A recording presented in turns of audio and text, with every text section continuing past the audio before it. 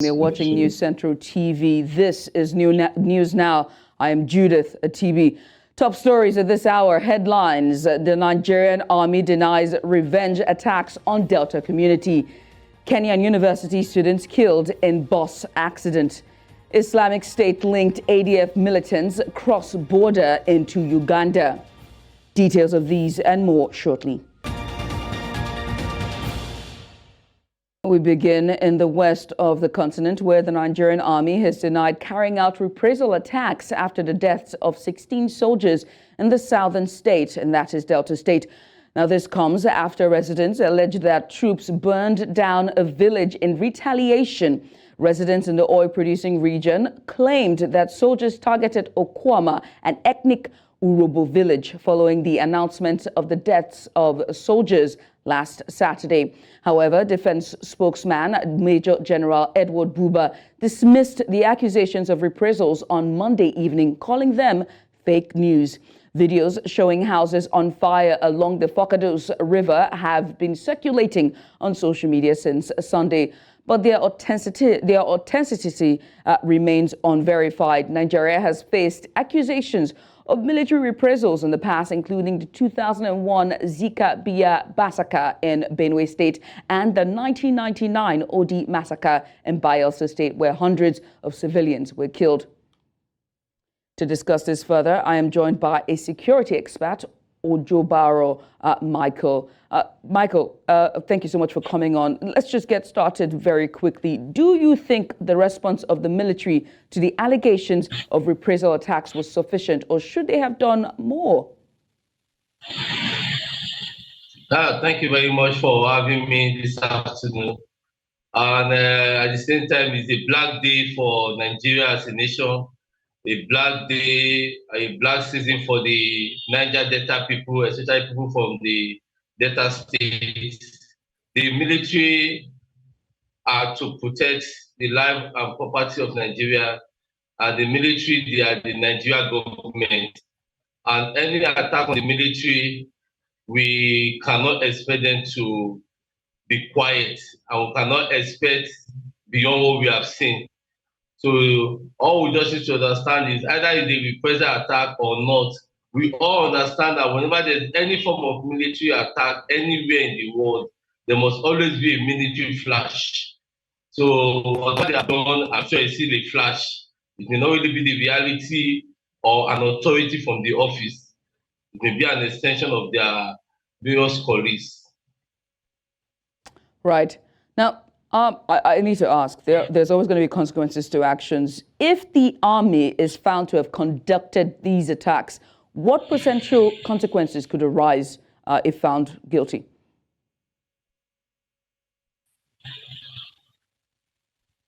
Michael. Yeah, I didn't get you. Okay, I said that what consequences could arise if the army is found to have conducted these attacks? For the army, I'm sure the army will not, there's no way the army will come out and tell us that they are the one that they organized the attacks. It is normal. We should not, there are certain things that are normal, there are certain things that are on paper, and there are certain things that are on reality. The army can never come out and tell you that they were the one that attacked these people. We should not be expecting that. All we need to do is an investigation needs to be carried out to know where is this attack coming from, who were involved in the attack, what are the surveillance equipment within that environment that will show that, okay, this attack really even come from the army, or it may be some civilian authority that were putting on the army camouflage that have carried out, or it may be some loyalists to the army or to the family of a victim of a military officer that were killed that must have carried it out. So as it is now, the army cannot come and tell that they were the one that attacked them. Anybody can put up camo to have done what they have done. I'm not speaking or standing in for the army at a time like this. What I'm only trying to confirm is there must be a thorough investigation to tell who were involved in the attacks. Right. Michael, you are a security expert, right? And we've seen tensions now, between the army and the residents of Okwama. What strategies would you advise could be employed to de-escalate these tensions? As it is now, the tension is high, which is normal. And I'm sure if we were to look at the tempo within the army environment, they have not really done anything yet. There is no way the military leadership will be happy or be able to relate with their men, with their subordinates when they have lost a lieutenant colonel, they've lost two major, they lost a captain. These are officers. Then counting the number of soldiers that also died, the tension is still high within the military. So we can only say that there are rules and regulations and there are rules of engagement. All we can only say at a time like this is for the presidency to stand and take a stand. The presidency represents the military, you represent the civilian. So the presidency should be able to bring these two bodies together. The civil society within the Delta State and the presidency should come together and have a relationship, have a meeting with the military authority, be able to consult with the family of the victim and see what they can do to appeal to the military authority so life can come back to normal. What has happened, this is not the first time it's happening, but the presidency needs to rise to the occasion so that the military people will not feel as though they are not given the special regard or attention. Likewise, the civilians that are in Delta State that are not involved in this crisis, that are running away from their village, they said they will to have this belonging as a citizen of the country. The bringing the civilian, the civil society in Delta State, and also bringing the army leadership together. They should come into a round table and look for a way to sustain peace with Delta State. So a roundtable discussion in preferring solutions, but the history that we've seen, I mean, in my intro there, we've seen one that happened in 1999, the other one that happened in Benue with Zika, BM town. So there are situations that have happened such as these, right? And you just talked about a roundtable discussion, but are there any other specific policies or reforms that could help to improve, military and civilian relations and prevent future violence such as these? The military and civilian as a country, the Nigerian citizens respect and honor the military. The Nigerian citizens give the military so much regard and attention. And what has happened last week in Delta State, it shows that there are some lacuna within the security apparatus, within the military hierarchy. Standardly, there is no way a civilian will want to attack a military officer.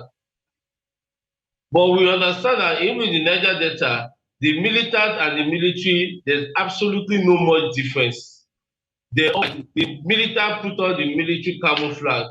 They carry AK, they carry the same armor, they carry the same equipment, they carry the same machinery the military are carrying. So at a time like this, we need to be able to review the activity of the militants within the Niger Delta. Because if the militant and the army, they are in the same shoe, they are putting on all the same things. So it's very, very difficult to tell who is who. So a time like this is a time for us to go back to our drawing board. Going back to our drawing board in the sense that the government should be able to address who and who will be putting on this camouflage. There should be a yardstick for this military uniform. There was a time things like this were being done, but now it has become a norm. Even when certain people were being kidnapped at Ijebu-Ode, at Kogi Express Road, we all realize that they are putting on military camouflage. So the army need to go back home and do some certain things within their home, review their mode of operation, and let their uniform be well coordinated. Then back home, every civilian must understand that we should understand the spirit of patriotism. This is very, very key. If a citizen is patriotic enough, there is no way you will not respect a military officer that give you an invitation, either you are a king or you are a chief. You will respect them and follow them to wherever they want to follow them to. So again, if the civilian we are patriotic enough, we will understand that there is no thing the army could have done that must have allowed to have retaliated. So the spirit of patriotism is one of those things that we should learn from this incident and see for a way forward how we can build a better nation through patriotism. True patriotism. Michael, thank you so much for coming on. That's Ojobaro Michael, the security expert on the Okwama civil matter ongoing and the alleged reprisal attacks on Okwama town.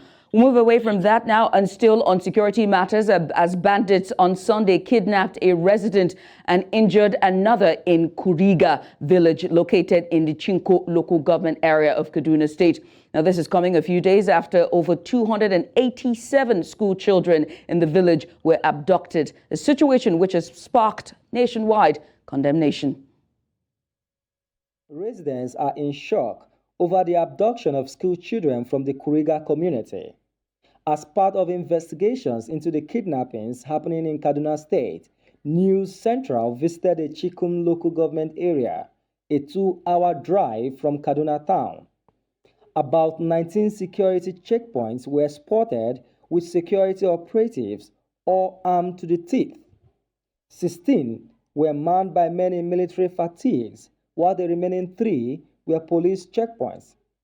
We observed that 2 communities along the way, namely Rafi Kaura and Angwan Yako, were abandoned and deserted, a fallout of frequent attacks by bandits and armed gunmen. The local driver taking us to the community described the dire situation being faced by residents of the area, saying most vehicles have to be escorted by security operatives in order to avoid any surprise attack. At about 35 kilometers before we got to Kuriga community, there was a village called Udawa which has a military camp, but that has not deterred the bandits from attacking, simply because of a lack of telecommunication network in that area. Gari ya waye an saki jiki, da aka saki jiki kowanne ya je wajen kari, an turo yara makaranta, a kowanne ma ba su karya ba yara. Kawai ana zazzauna wajen kari, kawai dai mutanen gari suka ji harbi. To ma shigan da suka zo an ce sun kai 50 tunda tsawon titi suka biyo, sai da suka zagaye makarantar da barayin suka kora yara suka yi gabas. Mutanen gari sun fito za su yi kan barayin nan suka ga bindigogin da suke rikewa manyan bindigu ne. Kaga ba wanda zai je ya tankaro ina yan ta'adda. Tun daga sha a ranar ma sun kashe mutum da wa zai je ya tankare ba ka ci maganin karfe bane, balantana ka je ka tankaro ina mutanen. Lokacin da abun nan ya faru dai kullum ana hudun za a kawo mana sojoji kuma mu har yau kowa ba mu gani ba a wurin. Kuma duk ba abun da ya shi damun mu yanzu a nan wurin sai dai illa kan kaga in dare yayi ba ma samu bacci. Har yanzu ba wai barin kama mutane suka yi ba. Ko jiya ma sun kama wani a can hanya nan kusa da bakin gari na wanda zai sammakon zuwa gona. The locals who informed News Central on another attack that happened a few days after the school abduction says security operatives have failed to register their presence in the village to deter any future attack. Ana ta cewa za a kawo mana jami'an tsaro, har yanzu ba wanda ya zo a garin nan tun faruwan wannan abun. Ba jami'an tsaron da aka kawo mana a game da ya taimake mu, Allah ya taimake mu samu dan kwarin gwiwan jin daɗin bacci da daɗi. Kullum muna ganin barazana a mutanen nan, kullum Allah ke da kullum. Ba ran da ba za mu ga hasken mashinansu suna wucewa ba. The locals here are saying that this footpath leading down to that bush is the area these kidnappers took these children away from. Now the bandits have given a 20 days ultimatum for the parents to raise the sum of 1 billion naira ransom before they release these children. And government is saying no negotiation option with these bandits. It is now left for the government to intensify efforts to release these children, whom, if government fails to pay this ransom or get these children released, will be left at the mercy of the bandits, whom, as I am talking to you now, we do not know if these school children are alive or not, or what they are going through. In Kuriga, Chikum local government area of Kaduna State, I am Marvelous Oboman for News Central. We must apologize for that package there, as the Hausa speaking part of it was not translated into English. We'll make sure to do that in our subsequent bulletins. We move on now to Rivers State, where the police command says it has arrested a 16-year-old boy who allegedly defiled his 11-year-old female schoolmate at the school premises in Rumukurusi on the outskirts of Port Harcourt last Friday. It was gathered that while the Randi student carried out the act, his friends watched the scene as he pushed down the girl from behind and had his way inside the school premises. Now, shortly after committing the act, the boy was said to have scaled the school fence to escape, but was later held by the school authorities while the girl was taken to an undisclosed hospital for treatment. The spokesperson for the State Police Command, Grace Irigi Koko, confirmed the incident, saying the male student has been arrested while the investigation is ongoing. We'll take a short break right now, right here on News Now on News Central TV. Stay with us, don't go anywhere. We'll continue now to the nation's capital, that is Nigeria's capital, Abuja, where the Federal High Court ordered Binance Holdings Limited to provide the Economic and Financial Crimes Commission with comprehensive information on all persons from Nigeria trading on its platform. The court handed down the order following an expedite motion filed by the EFCC demanding information about Nigerians trading on Binance. In the affidavit filed in support of the motion, an operative of the EFCC, Hamma Bello, stated that the special investigation team of the commission, domiciled in the office of the National Security Advisor, received intelligence that money laundering and terrorism financing were carried out on Binance. He said on receipt of the intelligence, the team began an investigation by conducting surveillance of the activities on the platform. Away from that to Nigeria's education, the 7-day warning strike embarked on by the Senior Staff Association of Nigerian Universities and Non-Academic Staff Union began today in most public universities across the Federation. News Central's Chizoba Anyonwe was at the University of Jos, which is north-central Nigeria, and now reports.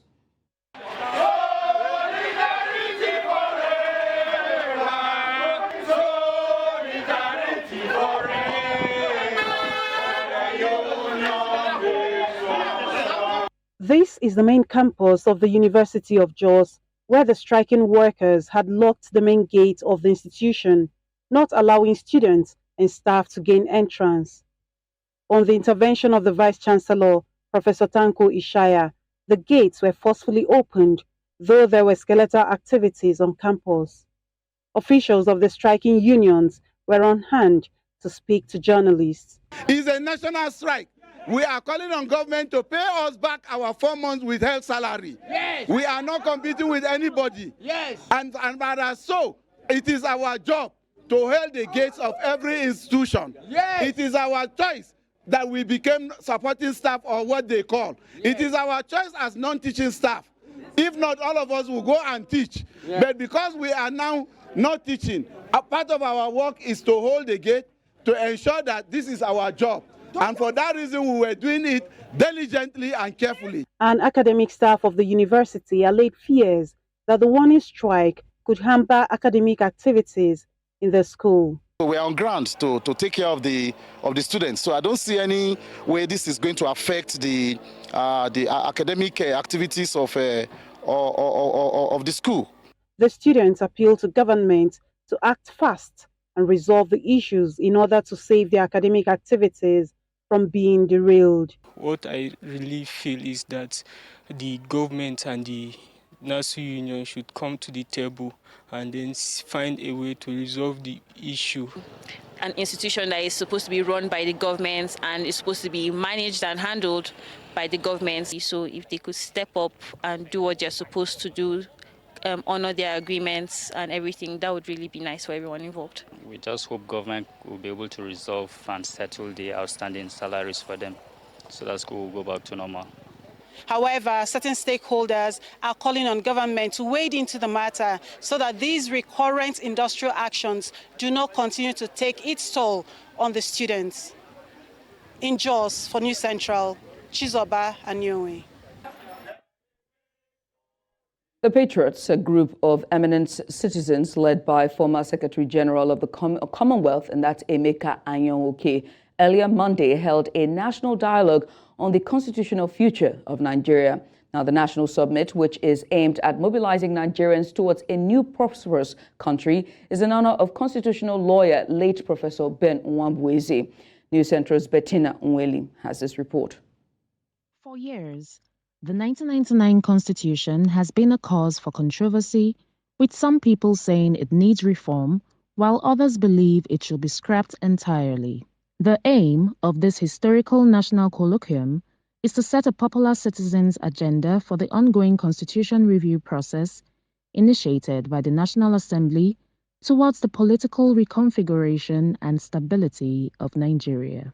With this, their work amounts to what we are looking for. Is it just a case of amendments to the Constitution that is our problem? Can you amend a bad document? Can you amend a fundamentally flawed document? My humble answer is that you cannot. Present at the National Summit were keynote speakers, discussants, serving and former governors, traditional rulers, eminent national leaders of thought, scholars, members of the judiciary, among other Nigerians. Some of them argued that the current system of government is not favorable to Nigerians, preferring that a parliamentary system should be adopted instead, while others argued that the constitution should indeed be reformed, with the president taking the lead. What is required is not an amendment to the current constitution, but a completely new constitution to be made by the people. This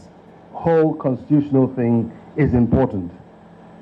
But you know, who we elect to govern. The constitution we have now, if we had the right people, it would work somewhat. It's not perfect, somewhat. And we will never get a perfect constitution. But the bigger problem we have are the characters we elect to operate the system. From my experience, when we were advocating for true federalism and resource control, with due respect to all my other colleagues, the governor of Lagos then, Bola Ahmed Tinubu, was the only Southwest governor that joined us in that advocacy. So it doesn't need much convincing. The question will be, now that he's sitting there, like my brother Ben Gardner said, will he begin to contemplate, am I going to preside over the dismemberment of Nigeria? Because the question is, it's not about dismemberment, it's about the correction of the anomaly called the Federal Republic of Nigeria. The matter of the 1999 Nigerian Constitution is one that was very close to the heart of late Professor Ben Wambuezi. The onus now lies with the powers that be to look into reviewing the Nigerian Constitution in order to actualize a better nation. In Lagos, for News Central, Bettina Unwili. Nigeria's President Bola Tinubu has assured the governorship candidates of the All Progressives Congress in Edo State, southern Nigeria, of the support ahead of the Edo State governorship poll. Now, this was as the candidates were presented to the president by the APC national chairman at the State House in Abuja. Amadin Uyi reports. In attendance were all stakeholders from the All Progressives Congress in Edo State. The national chairman of the party introduced the governorship candidates to the president. This distinguished senator, Your Excellency, has succeeded in changing the political landscape of Edo Central Senatorial District. Since 1999, PDP was winning that senatorial district. But he succeeded in putting PDP in a coffin in 2023, and he won the election. He's accepted all over Edo State. President Bola Tinubu thanked the stakeholders for their unity, reminding them of the supremacy of the party. He assured them that the federal government will stand by them before, during, and after the poll. The party is supreme, but victory is superior and very, very important. The leadership from Edo who are here, they've seen politics, particularly in the heat of things before you guys matured into the arena. But you prove yourself as people we can trust and people we can fight for. The candidate of the party assured all present that the team is ready for the elections. What has happened in Edo shows that Mr. President is a Democrat, is a voice for the voiceless. The primary in Edo was well contested and a winner emerged. We have our deputy now. We are setting the ball rolling. Sky is our limit. Now it's time to say bye-bye to PDP in Edo. And development, New Edo is rising. The Edo State governorship election comes up on September the 21st. In Abuja for News Central, I am Amadin Uyi. Nigerians have been tasked to end the stigma surrounding menstrual hygiene, saying it affects the growth and development of adolescent girls. This is as one foundation known as the Lisha Foundation visited several schools within the federal capital to teach and inform adolescent girls on the need to discard stereotypes, including myths and misconceptions around menstruation. Amadin Yui has this one. It was a campaign aimed at enlightening the girl child on the need to maintain good menstrual hygiene. Menstrual flow for a woman is often a stigma, especially in our local communities. That's why we are here today, to tell the girl child to say, don't be worried. Don't be. Every woman experiences it. Whether you like it or not, it must come when it's the time. So be proud of it. Own your space, own your body. So we talk to them today about understanding themselves as women. We also talk to them about female hygiene. We talk to them about building self-confidence as a woman, trusting themselves, believing in themselves that they can achieve anything they set their mind on. The impact we want to get is, let's get people, young girls, understanding the reason why they should be hygienic in their menstrual cycle. So that is what we are trying to, and as the President Female Journalist Network, is an opportunity to also see these issues and spotlight them, especially in the media.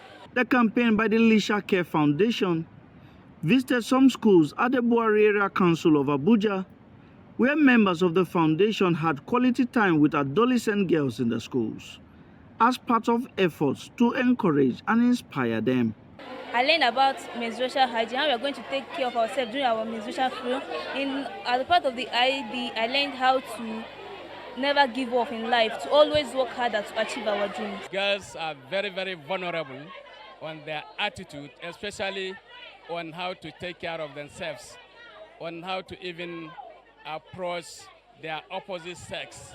This is the period when girls are being raped, but with the education they have received, they'll be able to take care of themselves, they'll be able to behave well and be very neat, and this will equally give them, when they grow up, good husbands that will handle them properly, and they will also learn how to take care of their own children in future.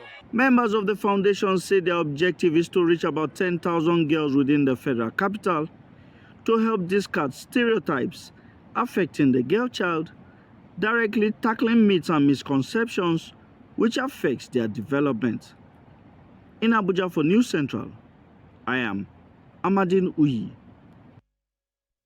You're watching news now on News Central TV. Coming up, Kenyan university students killed in bus accident.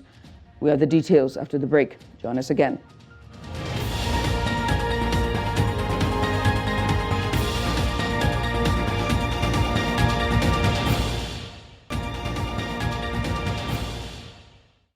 And news now continues in Gambia, where lawmakers ignited a firestorm on Monday by advancing a bill that could overturn the country's 2015 ban on female genital mutilation, as known as FGM.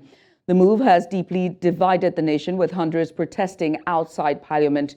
According to reports, proponents of FGM reportedly outnumbered those advocating for the existing ban. However, human rights activists warn that the proposed legislation jeopardizes years of progress on women's rights and tarnishes Gambia's human rights record. The bill passed through the first hurdle with a 42-4 vote. It can move to a parliamentarian committee for further review over the next 3 months before returning for a final vote.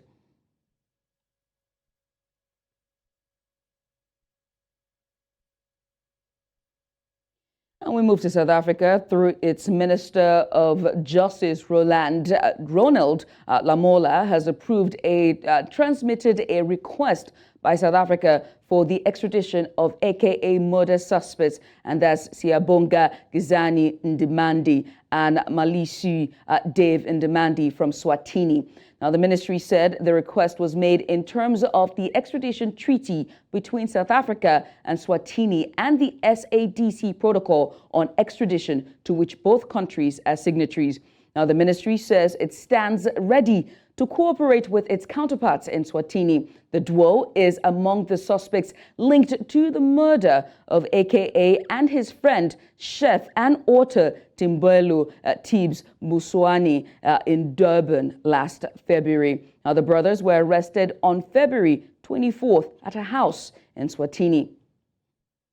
To discuss this further, I'm joined by spokesperson, Ministry of Justice and Correctional Services, Crispin Phiri. Crispin, let's get started. Can you provide an update on the extradition request for the brothers in relation to the AKA murder case in South Africa? I mean, what are the reasons behind the delays in processing the extradition request for the Ndimandi brothers? Thank you for having me on your show.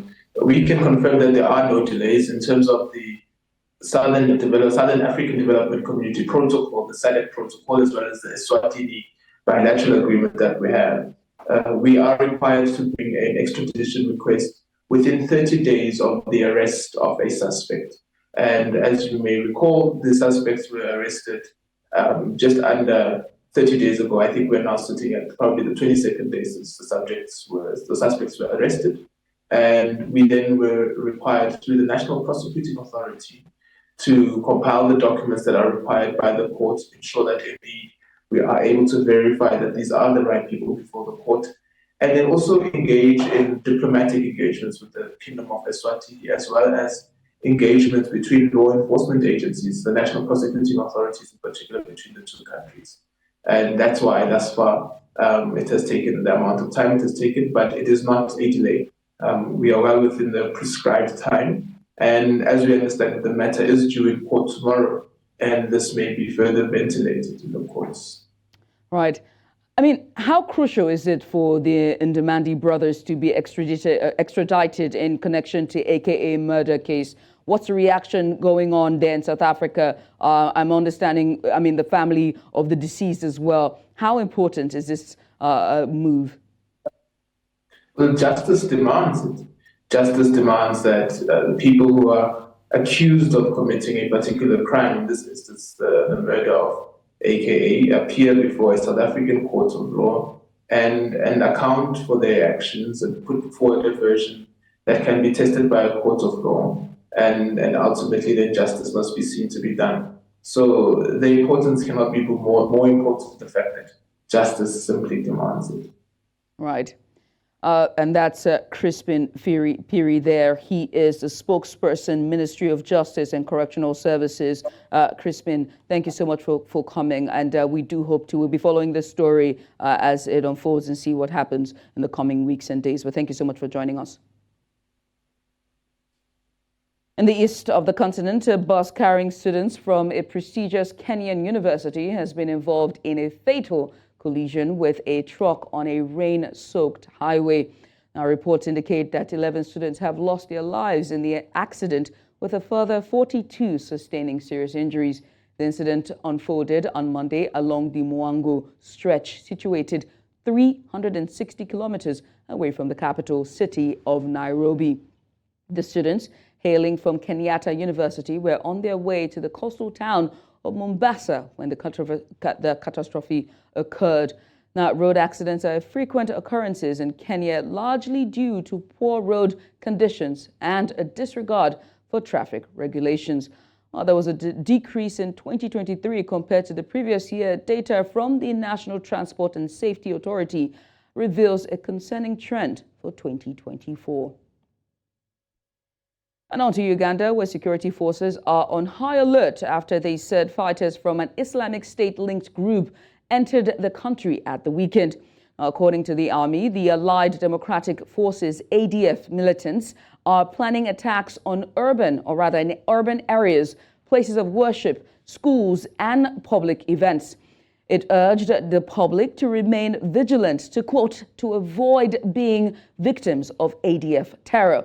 The ADF has been linked to a series of deadly attacks in Uganda, including targeting a school last June.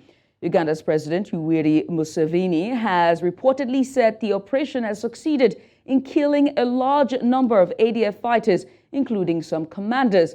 But the ADF has been accused of continuing to carry out attacks, including on a school in western Uganda in June last year, when dozens of pupils were killed.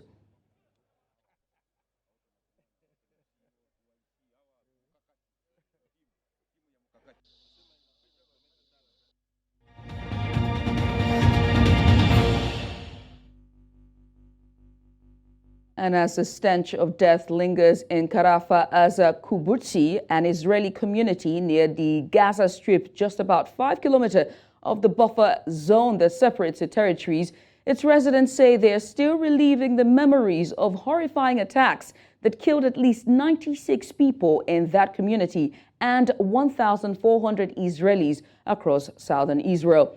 There is now a grave silence in this community, previously home to 750 people. News Central's Bungani Ziza visits this community and gives us this report. Months after the devastating attacks by Hamas on the 7th of October 2023, I visited the once vibrant kibbutz community in Israel. What I saw was a haunting reminder of the horrors that unfolded here. The community, now deserted, stands as a silent witness to the unspeakable violence that scarred its walls and its people forever. As I walked through the ruins, I could hear the sound of gunfire a few kilometers away. Each echo of the gunfire I heard in the air, each bullet hole I saw on the walls, a stark reality in my mind, and the fear and chaos scars that engraved into every corner. A reminder of what could have gripped this community on the tragic day. Here I met the resident of this community who, out of fear, was not keen to be recorded. She walked me through the desolated streets, greeted by a landscape that resembles a ghost town, a shadow of what once was. On the other side of the same community, I was greeted by the price that was paid. Here I met Hen Kotler, who said these ruins of buildings, burnt houses, and the haunting images of those who lost their lives still lives in her. I saw pain and suffering in her eyes as she narrated what was leashed upon this once thriving place. On October 7th, my community, 955 people that lives about 3 kilometers from the Gaza border, we had our gates were breached and exploded, and about 300 terrorists, Hamas terrorists, infiltrated and came into the kibbutz. I am now joined by Bongani Ziziba, News Central's correspondent, who was in the community to speak more about her visit to the community. But before I go into the questions, Bongani, I owe you a heartfelt apology right after this. But let's get started. What were some of the most striking things you witnessed while in Israel? And can you share any specific instances or stories that stood out to you while covering the conflict in Israel? Good afternoon, Judith, and also good afternoon to our viewers. It was quite a very hard assignment, I must say, because for me, it was my first time to be in the war zone. So going to some places, seeing the kind of horror, especially when you watch that report in Kibbuzi community where I visited, where I saw buildings that were destroyed allegedly by Hamas, according to the people there in the community. I met some people. One of something that actually stood out for me was when I entered in one room, I'm carrying my camera and I'm shooting. Then all of a sudden, my eyes just goes to this wall. I see blood stains on the wall, and it shows that it's fingers of a little child, maybe who was clinging onto the walls and maybe taking his or her last breath. And you could see the lines that were going down to show that at the end, at the bottom of the walls, the child just fell down and you could see blood.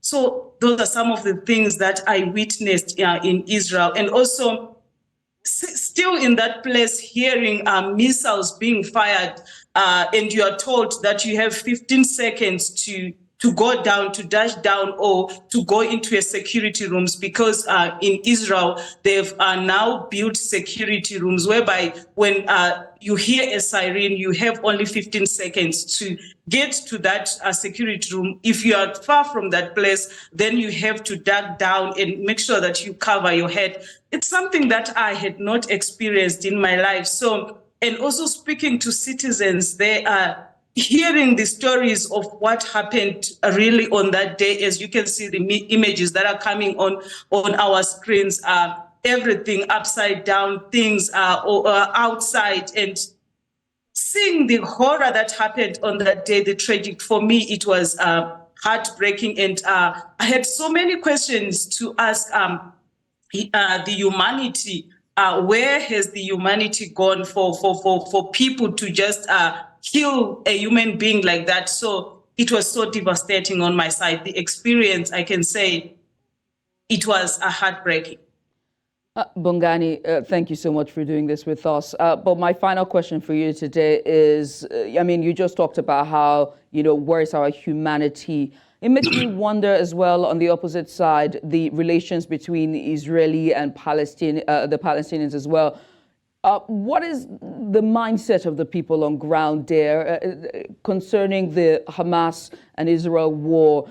They're hearing the shellings, the sirens. What are their concerns and just the mindset of the people when it comes to this war? Do they want an end? Do they want to come to the table?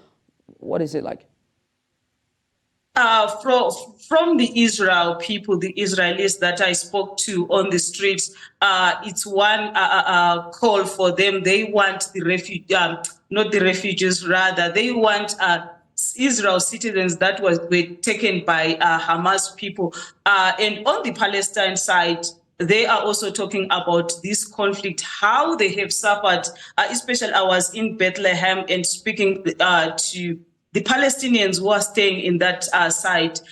It's in Bethlehem, I can say it's inside Israel, but it's divided by a wall or a fence. So for those Palestinians that are staying there, the kind of life that they were telling me that they've been living over the years, that you find that there is a fence, the other side is Israel, the other side is Palestine. But a Palestinian child cannot play with an Israel child through the fence or even talk to each other. So those are the kind of living conditions that people from the Palestine are facing. But on the Israel side, I didn't see much, but only that the citizens, they are speaking about the hostages that are held in Gaza. But also you find that from the Israel side, they are also saying that there are those that are saying that Benjamin Netanyahu, that is the prime minister of Israel, has failed them. Not that because of the conflict that is happening, but in bringing back the hostages that are in Gaza. Bongani, we appreciate you for doing this with us, and thank you so much for this very insightful report. That's Bongani Zaziba. Bongani Zaziba is News Central correspondent who was in the community in Karfa as Kibbutz to speak more about all that she saw from the fallout of the Israel and Hamas war. And that's all that we can take on news now at this hour. But before we go, let's take another look at some of the major stories. Nigerian army has denied revenge attacks on Delta community. Kenyan university students were killed in bus accident. We also told you that Islamic State-linked ADF militants have crossed border into Uganda. Now remember that you can send your eyewitness report to the WhatsApp number on the screen. And do follow us on social media. We are at News Central TV. You can also watch News Central live on DSTV channel 422, Star Times channel 274, Avo TV, and YouTube. Many thanks for watching. I am Judith at TV.